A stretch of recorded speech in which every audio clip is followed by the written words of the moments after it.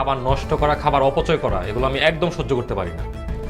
শোনেন, আমি এই মসজিদ কমিটির সভাপতি, আমার জ্ঞান দিতে আইছেন না। বাপ মা নাই, এতিম, অসহায়, আমার এক পয়সারও দাম নেই।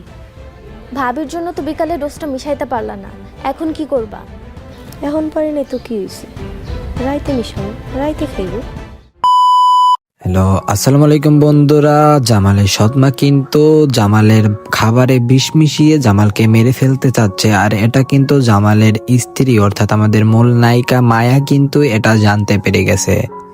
তো মায়া কি এবার জামালকে বাঁচাতে পারবে? এই খাবারে বিষ মিশানো খাবার কি মায়া তাহলে জামালকে খেতে দিবে না? কিংবা কি ঘটতে চলেছে বৎসরাত নাটকটির 3 নাম্বার পর্বে? এই বৎসরাত নাটকটির 3 নাম্বার পর্বে কি ধামাকা ঘটবে, কবে আসবে এবং কত তারিখে রিলিজ করবে এই বৎসরাত নাটকটির 3 নাম্বার এপিসোড কিংবা 3 নাম্বার পর্ব, এবং কি করলে আপনারা এই বৎসরাত নাটকটি 3 নাম্বার পর্ব সবার আগে দেখতে পারবেন? আজকের ভিডিওতে সবকিছু বিস্তারিত জানতে পারবেন। তো ভিডিওটা বেশি কথা না বাড়িয়ে মূল ভিডিওতে চলে যাব, এবং মূল ভিডিওতে যাওয়ার আগে আপনারা কে কোন জেলা থেকে আমাদের আজকের এই ভিডিওটা দেখতেছেন অবশ্যই কমেন্ট করে যাবেন। তো আসুন মূল ভিডিওতে যাওয়া যাক। তো বন্ধুরা, বৎসরাত নাটকটি কিন্তু ঈগল টিমের নতুন একটি ইসলামিক নাটক, এবং এই নাটকটির প্রতি আপনাদের ভালোবাসা কিন্তু অনেকেই দেখতে পারতেছি আমরা, অর্থাৎ এই নাটকটি আপনারা অনেকেই কিন্তু পছন্দ করতেছেন। এবং এই নাটকটির পরপর 2টা এপিসোড আপলোড হয়ে গেছে, এবং 2 নাম্বার এপিসোড দেখার পরে আপনারা 3 নাম্বার এপিসোডের জন্য অধীর আগ্রহ নিয়ে বসে আছেন। তো বন্ধুরা, নাটকটি আসতে চলেছে আজ থেকে 3 দিন পর, অর্থাৎ আপনারা দেখতে পারবেন 3 তারিখে। এবং কত তারিখে চাচ্ছেন আপনারা এই নাটকটা কমেন্টের মাধ্যমে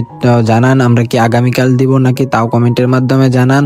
আপনারা কত তারিখে এই নাটকটির 3 নাম্বার এপিসোড কিংবা 3 নাম্বার পর্ব চাচ্ছেন কমেন্টের মাধ্যমে আপনাদের মতামত জানান। এবং আপনারা যারা এই নাটকটি 3 নাম্বার এপিসোড কিংবা 3 নাম্বার পর্ব সবার আগে দেখতে চাচ্ছেন তারা এখনই আমাদের এই চ্যানেলটি সাবস্ক্রাইব করে পাশে থাকা বেল আইকনটি বাজিয়ে রাখুন। এবং আমরা নাটকটির 3 নাম্বার পর্ব কিংবা 3 নাম্বার এপিসোড কত বড় দিব ওইটাও কমেন্টের মাধ্যমে জানিয়ে চ্যানেলটি সাবস্ক্রাইব করে যাবেন। সবাই ভালো থাকবেন, সুস্থ থাকবেন, নিজেদের খেয়াল রাখবেন। আল্লাহ হাফেজ।